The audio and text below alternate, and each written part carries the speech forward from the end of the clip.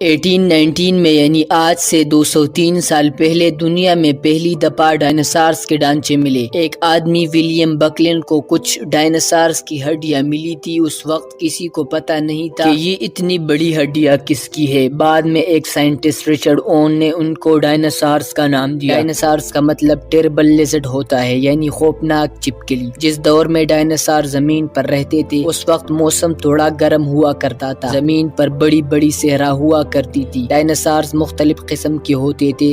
اب تک 1500 طرح کے مختلف ڈائناسار دریافت ہو چکے ہیں۔ یہ زمین پر چلتے بھی تھے، ہوا میں اڑتے بھی تھے اور پانی میں تیرتے بھی تھے۔ اب تک سب سے بڑا دریافت ہونے والا ڈائناسارز کی لمبائی 85 فیٹ تھی۔ اس کا وزن 65 ٹن تھا۔ پورا ممکن ہے کہ اس سے بھی بڑا ڈائناسار ہماری زمین پر رہتے تھے۔ ڈائناسار زیادہ تر جھیلوں اور دریاؤں کے آس پاس جنگلات میں رہتے تھے۔ اگر بات کی جائے ان کی کہانی کی تو زیادہ تر ڈائناسار پتے وغیرہ کھایا کرتے تھے، لیکن کچھ ڈائناسارز کی قسمیں چپکلیاں، کچھوے، چھوٹے موٹے جانور کھا جاتے تھے۔ دوستو، آپ کو جان کر حیرت ہوگی کہ کچھ ڈائناسار تو ایسے بھی تھے جو دوسرے ڈائناسارز یعنی اپنی ہی ساتھیوں کو کھا کر اپنی بھوک مٹاتے تھے۔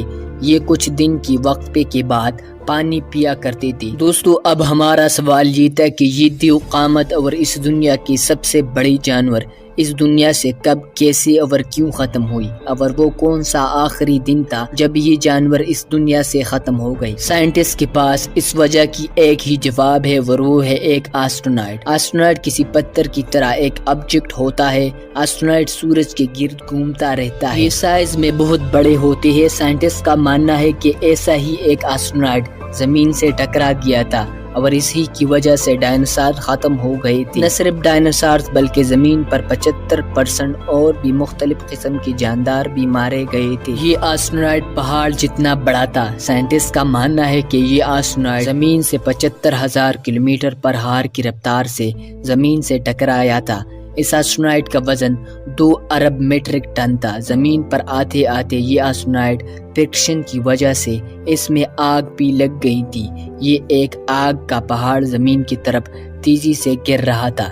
اس بڑی پتھر کا ٹمپریچر 20,000 ڈگری سیلسیس تک پہنچ چکا تھا۔ آج جہاں دنیا میں میکسیکو موجود ہے، یہ آسٹرونائٹ اس جگہ بڑھ رہا تھا۔ اس آسٹرونائٹ سے اتنی زیادہ روشنی نکل رہی تھی کہ زمین پر موجود ڈائناسارز کے جسم اندر سے نظر آنا شروع ہو چکے تھے اور بہت سے زیادہ ڈائناسارز روشنی کی وجہ سے اندھے بھی ہو چکے تھے۔ یہ آسٹرونائٹ زمین سے ٹکرا گیا۔ اس کا امپیکٹ اتنا زیادہ تھا کہ آپ سن کر حیران رہ جائیں گے۔ امریکہ نے جاپان پر جو ایٹم بم گرایا تھا، اس آسٹرونائٹ کی تباہی اس ایٹم بم سے بھی 1 ارب گنا زیادہ تھا۔ یہ آسٹرونائٹ گلف آف میکسیکو کے اس حصے میں جا کر گرا جہاں پانی بہت کم تھا۔ کچھ ہی سیکنڈز میں یہ آسٹرونائٹ توڑا توڑا کر کے ہوا میں پھیلنا شروع ہو گیا۔ جہاں یہ آسٹرونائٹ ٹکرایا تھا وہاں سے 800 کلومیٹر کے ریڈیس تک زمین کا ٹمپریچر 300 ڈگری سیلسیس تک پہنچ چکا تھا۔ یہ اتنی ہیٹ تھی کہ سمندر کی پانی سے بھاپ نکلنا شروع ہو چکا تھا اور زمین میں جگہ جگہ آگ لگ گئی تھی۔ یہ آگ دنیا کے ہر کونے میں پھیل گئی تھی۔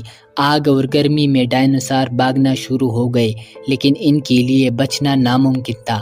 اڑنے والے ڈائناسارز بھی اپنی جان بچا نہیں پا سکے کیونکہ آسمان سے آگ کی بارش ہو رہی تھی۔ دوستو، اس آسٹرونائٹ کے ٹکڑے ہوا کے اندر پھیل رہے تھے اور زمین پر مختلف قسم کے خطرناک گیسز کونے کونے میں پھیل چکے تھے۔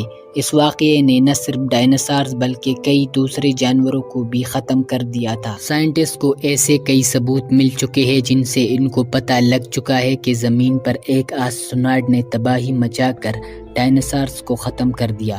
سائنٹسٹ کے مطابق اس واقعہ کا امپیکٹ اتنا زیادہ تھا کہ کئی سالوں تک زمین پر جانور اور پودے موجود نہیں تھے۔